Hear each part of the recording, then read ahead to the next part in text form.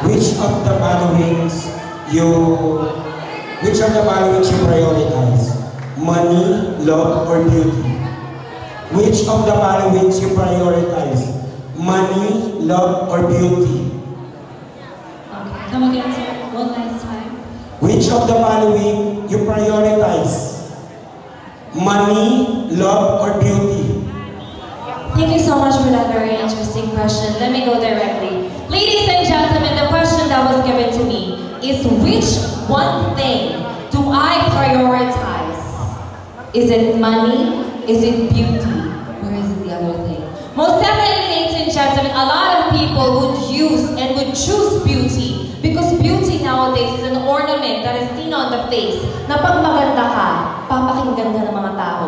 Pag maganda ka, marami kang kaibigan. Pag maganda ka, mas malaki ang magiging pangarap mo sa buhay. However, standing before you, ladies and gentlemen, I am a breadwinner. I am not just a candidate of this specific competition. I joined this competition to support my young daughter. I am a trans mother, so I would be not plastic.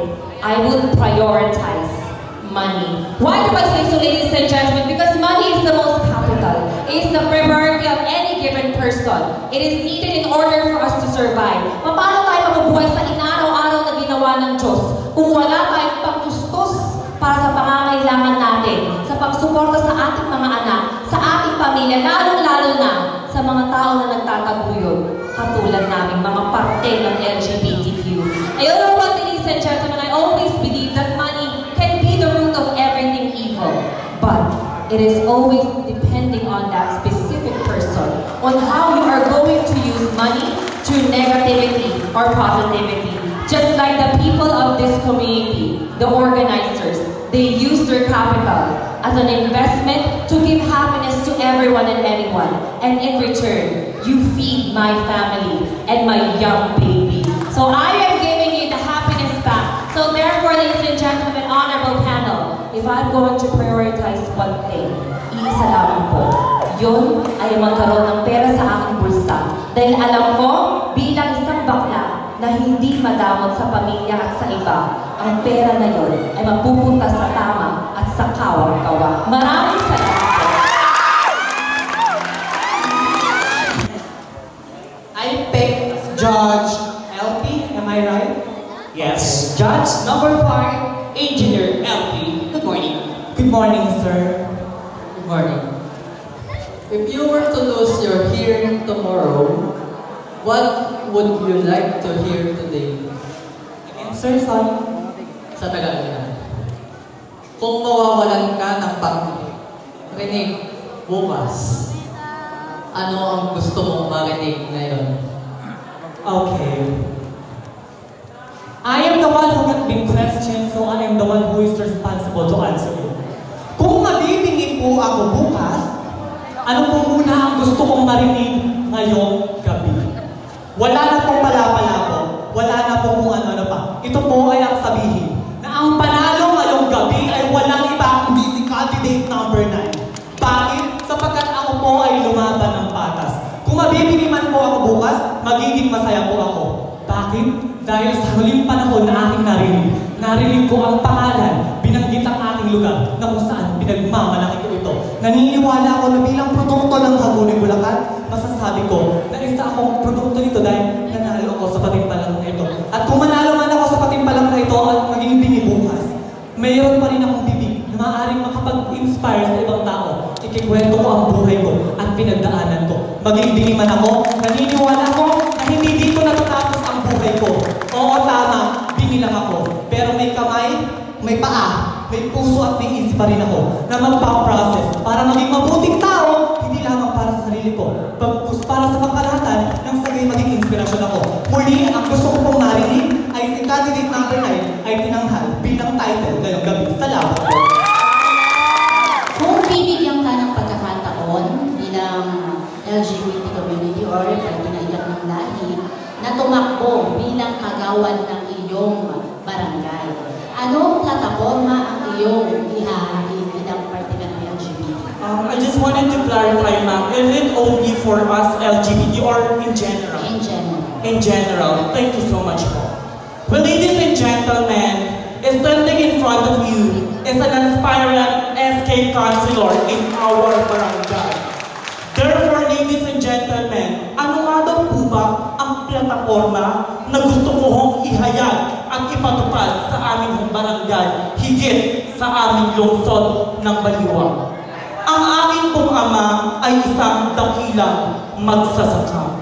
Kilala ho ang lungsod ng Baliwag bilang sentro ng kalakalan at ng agrikultura. Dahil sa malalawak nitong pananim, kaya marami ang Baliwagenyong nagtatanim. Ngunit kumakailan lamang po, isinulong sa Senado na gawing lungsod ang bayan ho naming Baliwag.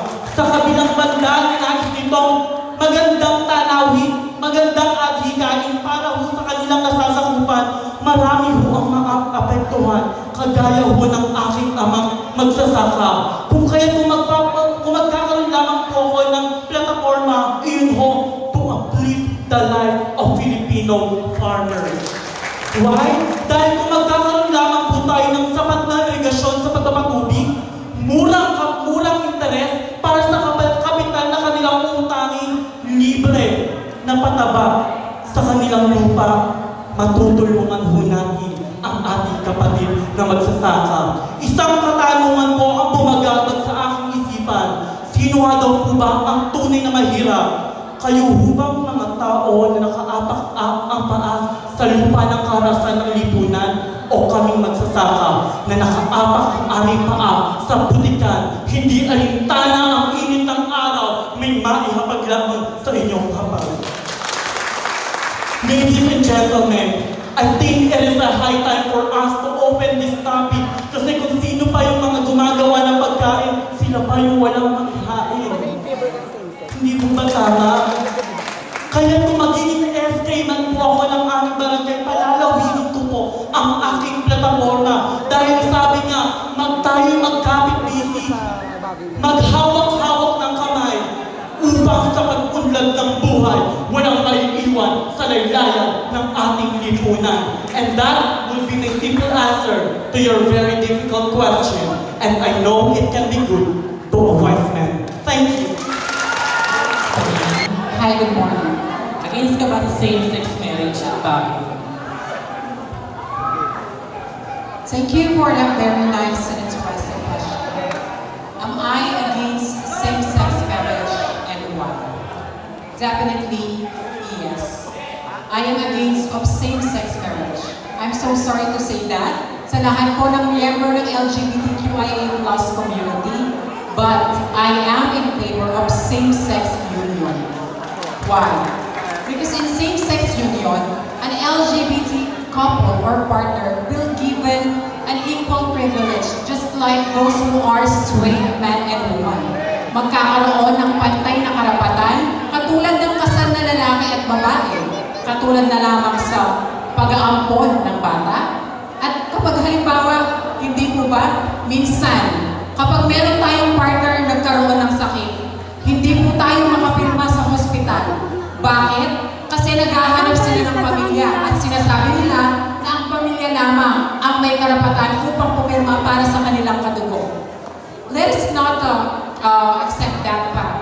Bakit hindi po natin subukang bigyan ng karapatan kaming miyembro ng LGBTQIA+ community upang ipahayag ang aming pagmamahal sa aming mga partner.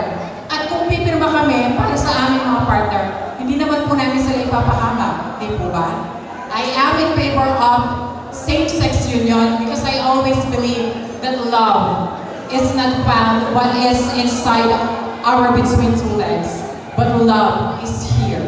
The moment that you feel love, the moment that it pumps up, remember that love is a special feeling.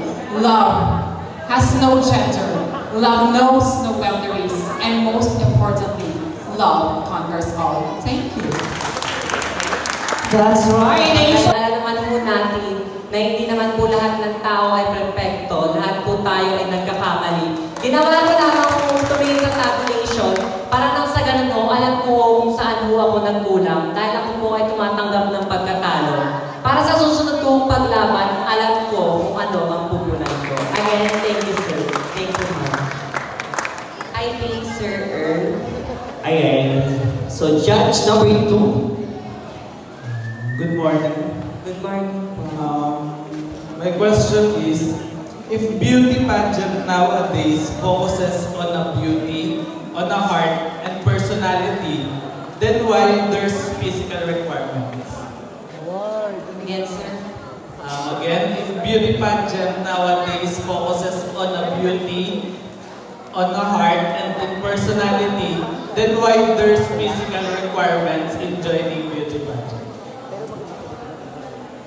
Maraming salamat po sa inyong napagandang katanungan.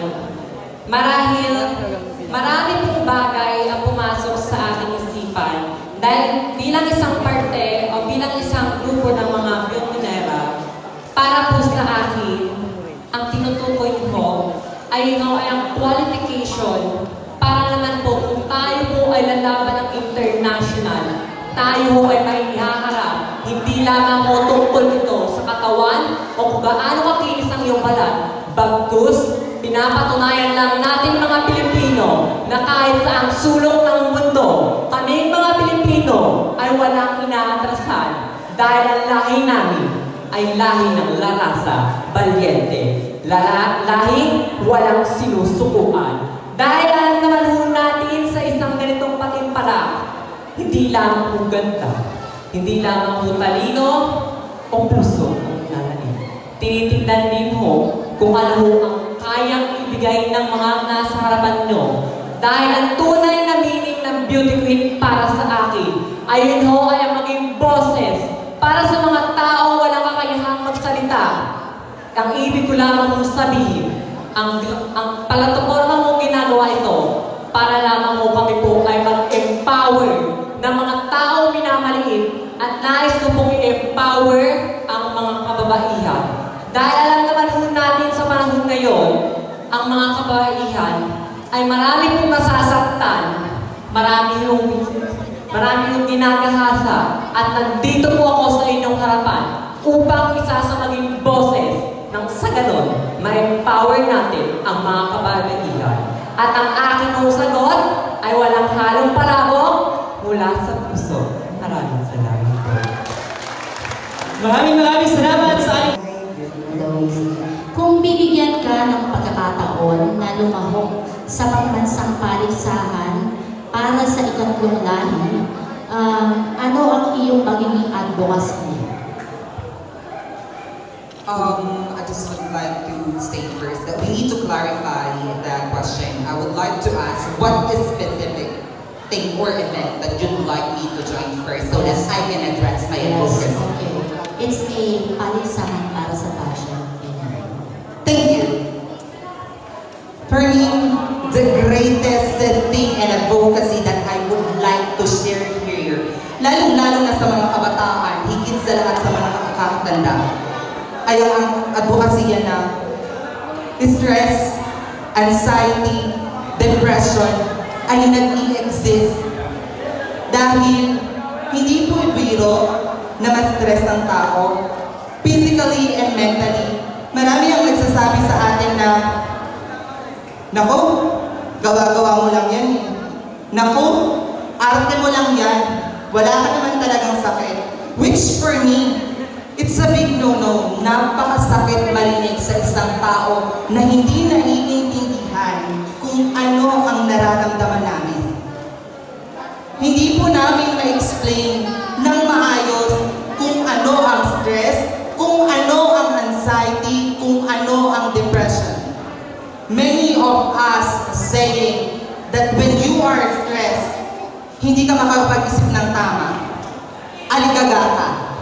Kapag inaatake ka ng anxiety mo, biglang titibok ng mabilis yung puso mo, magsishake ka, bigla kang mabablanko.